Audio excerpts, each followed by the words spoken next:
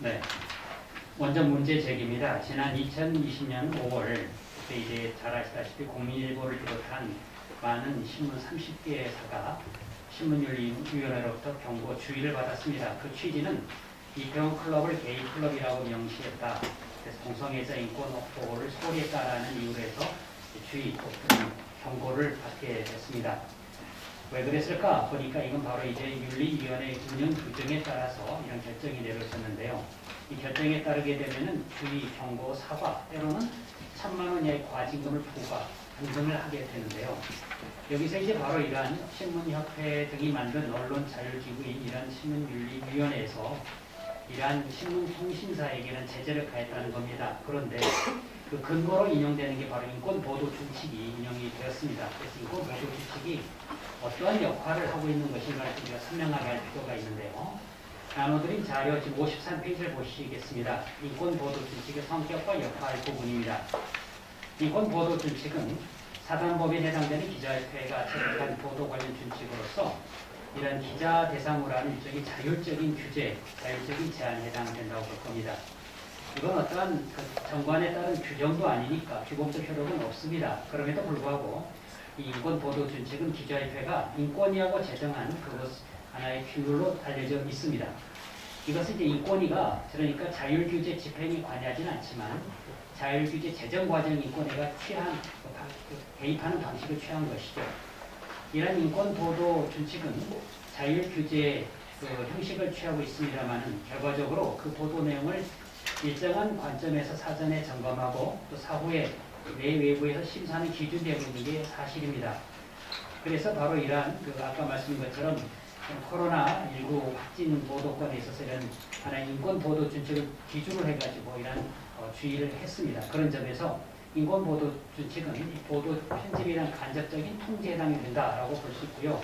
56페이지에 나온 것처럼 실제 이런 신문윤리위원회에서 이러한 기사나 내용에 대해서 주의 경고를 한 게 있습니다. 이런 것처럼 앞으로 인권보도준칙이 하나 이런 제재의 기준이 또는 증거가 될 수 있다는 게 보면은 현실이라 생각이 됩니다. 그래서 이러한 인권보도준칙의 문제가 된 건 앞에 우리 이제 선생님도 말씀하신 것처럼 성적 소수자 관한 8장에 해당이 됩니다. 여기 8장이 성적 소수자라는 명칭으로 인권이 되어 있는 크게 두 가지죠. 언론은 성적 소수자에 대해서 호기심이나 개척 시선을 접근하지 말라. 또 하나는 인권은 성적 소수자를 특정 질환, 사회적 병리 현상을 연결시키지 말라. 라고 하는 이런 준칙이라고 명해놓고 실천 매뉴얼을 상세하게 주었습니다. 57페이지 소개해드린 것처럼 거기서 이제 매뉴얼에 따르면 어떤 표현은 되고 어떤 표현은 안 된다. 예컨대 동성연애라는 말을 하지 마라. 동성애라는 말을 써라. 그 다음에 또 성적 취향이라는 말은 안 되고 성적 지향이라는 말을 써라. 뭐 이런 식의 표현들을 강조했습니다. 그래서 이제 이러한 내용들이 어떤 문제가 되는 걸까 살펴볼 텐데요. 그 전에 59페이지부터 설명드린 것처럼 인권보도준칙의 어떤 내용과 배경, 앞으로 운영 방침이 좋은 창조가 이른바 야카르타 지침이라고 부릅니다. 야카르타 원칙이라고도 할 수 있습니다만 지침이라는 말로 번역해 보려고 합니다.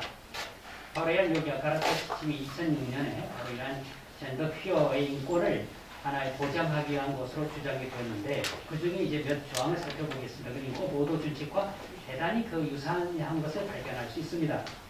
제2 지침이라고 부르는 평등과 차별금지 권리를 보면은 위줄친 부분을 설명드리겠습니다.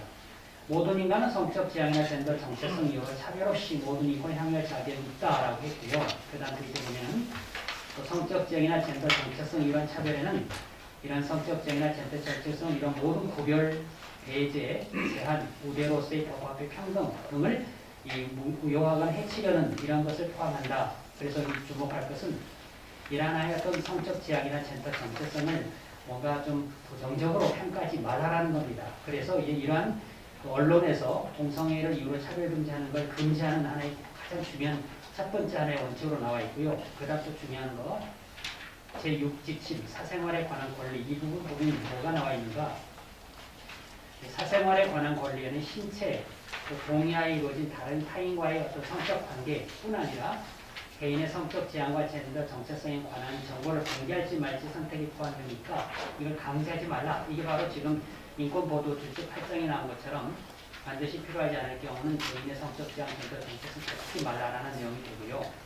제18 지침 부분 의료 나눔으로 표의 보호라 해서 여기는 성적 지향과 젠더 정책 자체는 의료 문제가 아니라 치료나 교정되거나 억제될 수 없다라고 했고 의료 문제 다루지 말라.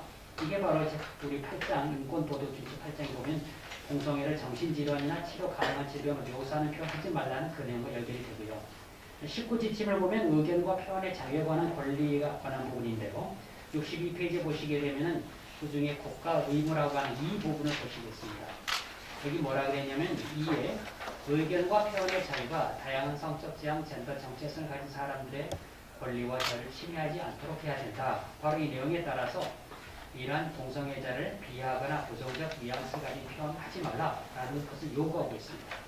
21지침에 보면 사상 양심과 종교의 자유에 관한 권리가 있는데 이 중에 B라는 부분을 보면 국가 의무 중에 B 성적 지향이나 젠더 정체성 쟁점에 관한 의견, 신념, 믿음을 표현하고 실현하고 전진하는 것이 인권에 부합하지 않는 방식으로 이루어지지 않아야 된다. 즉 아무리 종교적 신념이고 학문적 의견을 말하더라도 다시 말해서 인권에 부합하지 않도록 즉 성적 소수자의 그러한 하나의 어떤 비판하는 또 부정적인 그런 걸 하지 말라라는 겁니다. 예컨대 여기 표현대로 하자면 여기 나온 것처럼 동성애 유혹을 구원으로 대체시키자라는 설교, 또 생육 번성을 가로막는 동성애는 창조 질서를 거스린다라는 종교의 이런 것은 종교 자유 행사로 인정할 수 없다라는 이런 원칙이 있습니다. 이러한 원칙에 따라 인권 보도 준칙이 비롯하였고 관련성이 있다는 걸 볼 때 어떤 문제점이 있는 것일까? 64페이지 보면 상세한 건 우리 명재진 또 지성우 우리 교수님 뒤에 잘 토론해 줄 거라고 믿고 간단하게만 말씀드리죠.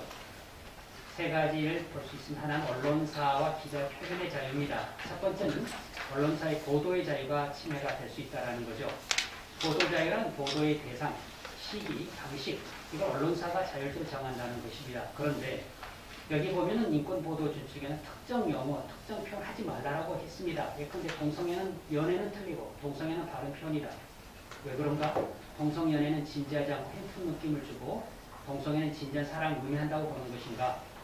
그 다음에 동성애를 학문성애나 동성간 성행위로 표현하지 말라는 이유는 뭘까? 동성애를 설명하다 보면 당연히 학문성애나 동성간 성행위 용어를 사용할 수밖에 없는데 왜 하지 말라는 걸까? 또 트랜스젠더 관련해서는 젠더 정체성 혼란, 전환이라는 용어를 쓰지 말라라고 합니다. 이처럼 특정 용어나 표현하지 말라는 것은 무슨 이유인가? 이른바 다른 생각을 인정하지 않겠다라는 개념적인 독단이고 사상적인 독자라고 볼 수밖에 없다. 이걸 이른바 용어의 선점이와 용어의 혼란 전술이라는 배경을 가지고 있다. 그래서 표현의 자유 중에 어떤 관점에 따른 표현을 하지 못하도록 차별하는 것은 표현에 대한 중대한 제한이 된다. 성적 취향은 틀리고 성적 지향은 옳다. 이것 역시 학문적 판단을 막아버리는 것이 된다라는 이런 문제점도 있습니다. 그 다음 또 문제가 뭐냐면 66페이지 나온 것처럼 편집인 기자, 아까 우리 기자로서 경험을 많이 해주셨는데요. 편성의 또 편집의 자유를 침해할 수 있다. 아시다시피 언론기관에는 이제 편집인이나 어떤 기자들이 보도나 편집하고자 할 때 사주, 경영진 또는 외부의 광고주로부터 압력을 받게 됩니다. 그래서 이런 편집의 자유가 제한될 수 있다. 또 침해될 수도 있어서 기본권이 사인 간의 관계지만 적용이 될 수 있다는 것이 그 학설에 따라 인정이 됩니다. 이런 점에서 기자의 표현의 자유, 즉 보도와 편집자를 침해될 수 있다는 것.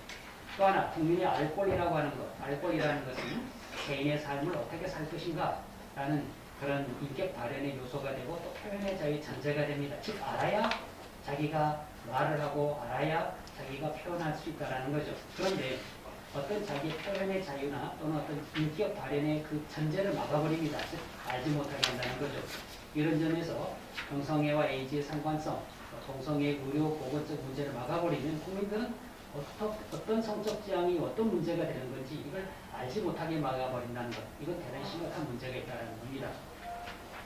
그런 점에서 이런 인권 보도 준칙에 따라서 어떤 사회적 문제점이 있는가는 일찍이 한국교회 언론에서 2010년에 한약 언론 보도를 조사한 게 이건 나중에 우리 신만섭 사무총장이 잘 설명해 주시니까 생략하겠습니다. 그래서 68페이지에 보게 되면 실제 국가인권위회가 자기 연구 영역한 의뢰에 어떤 그 보고서, 주요 언론의 인권 보도 준칙 준수 실태 조사에도 보면은 실제적으로 주요 일간지나 지상파 등에서도 동성에 관한 보도가 거의 없어요. 그냥 막아버린 거죠.